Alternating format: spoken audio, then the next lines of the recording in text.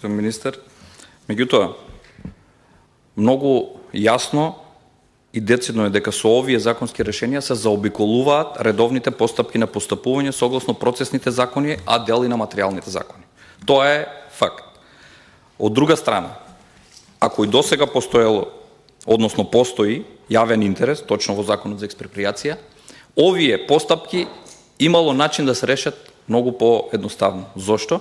За да се запазат сите фази од постапувањето, можело да се пристапи кон кратење на роковите, како што вие потенциравте, да нема застој во изведбата, можело сите овие законски решенија да се преуредат со кратење на роковите, но да не бидат прескокнати фазите, со што немаше да има спротивност со уставните одредби.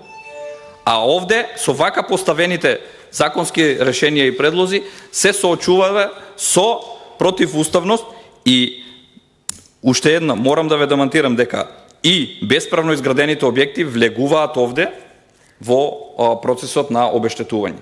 Самиот член во кој што морам да го потенцирам. Одредбите од ставовите 5, 6, 7 и 8 на овој член се однесуваат и за иматели на објекти физички лица кои живеат во објектите, кои се предмет на експроприација, а кои се бесправно изградени, а за кои до денот на поднесување на предлогот за експроприација е поднесено барање за утврдување на правен статус на бесправно изградени објекти.